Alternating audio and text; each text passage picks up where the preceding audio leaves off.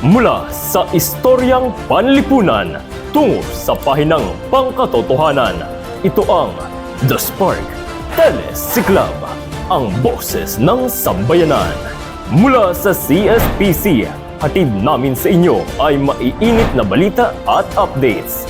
Ito ang Tanaw, The Spark Siklab 2025 Special Coverage.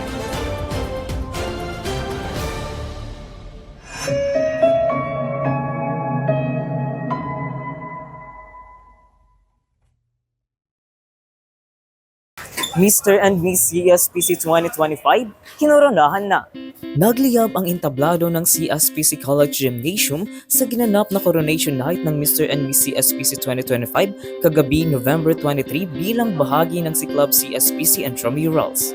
28 kandidato mula sa 7 departamento ang nagpasiklab ng tagisan ng ganda, talino at karisma.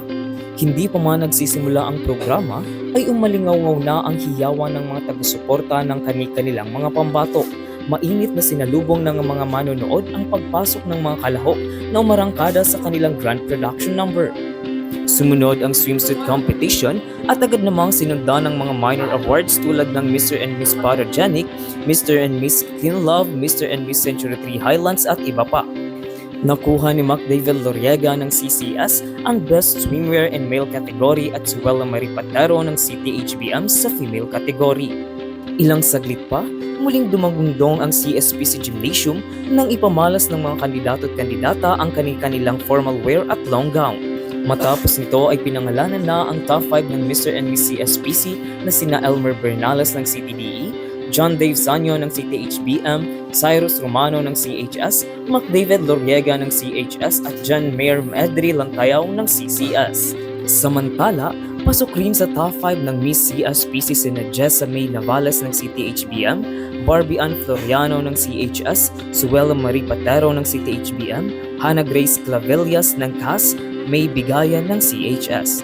Pinatunayan ng mga kandidata na hindi lang sila pampagandahan, subalit sila rin ay may angking talino nang sumagot sila sa question and answer portion. Sa huli, itinanghal na Mr. CSPC 2025 si David Loriega at Miss CSPC 2025 si Suela Marie Patero ng CTHBM.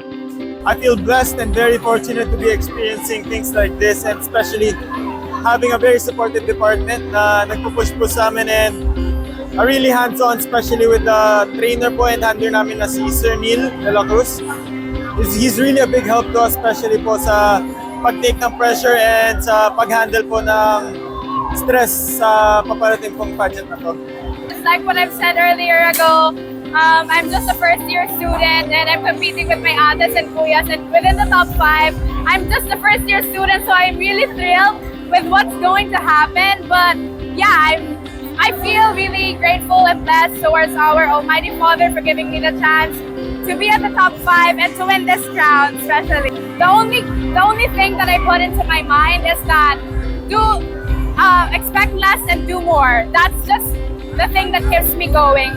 So yeah. Nang tinanong sila kung paano nila gagamitin ang kanilang titulo bilang Mr. and Miss CSPC 2025, ito ang kanilang naging sagot. The only answer to that was the coordination between the SCs and student councils po na hopefully the platforms and advocacies that I want to create forms well with their values as well, because as a student, it's also my obligation to follow these rules po. And But for me, my crown doesn't just shine, it speaks. I want to influence people, I want to inspire them, because I was also a woman who was also been bullied, discriminated and judged because of the scrutiny and judgment of other people.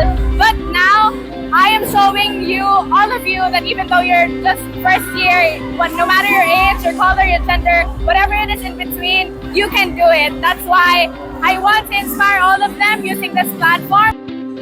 Nakapanayam rin namin ng event headmaster ng MMCSPC student counterpart at faculty counterpart na sina Mr. Jude Fajardo at Mr. Joshua Ibarreta tungkol sa mga naging paghahanda nila sa nasabing programa. Sa ating mga candidates and sa amin naman sa student counterpart is nagsumikap kami humanap ng mga sponsors para makalesen sa budget ng ating Mr. and Miss Intrams. And I am so happy na naging successful ang ating Mr. and Miss Intrams. And ang masasabi ko sa mga newly crowned Mr. and Miss CSP Intrams natin is they deserve the crown really. Actually, madami. The usual pageant preparation, yun nga. Pero along the preparation, yun yung stage, yung paghanap ng sponsor lang na itong setup natin ngayon, yung sa budgeting, yung sa screening pa lang, na sumabay sa IA. Kaya grabe na bumagyo pa.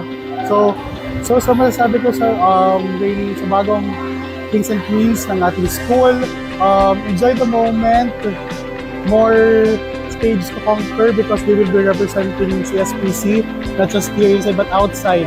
I mean, they're maging ambassadors sila for everyone. At nang tanungin namin kung ano pa ang mga dapat abangan sa susunod pang mga araw ng intramurals, Ang abang-abang, meron tayong bago lang sa dance sports, meron tayong third time for inclusivity. So, madami pa. So, with this succeeding days, mapupuno na naman ang ulit ang buong gymnasium. naging saksi ang mga mag-aaral, guro at iba pang taga-suporta para sa masigla at makulay na koronasyon. Jan G. Rindula nagbabalita para sa Tanaw 2025, CSPC Intramurals, The Spark Coverage.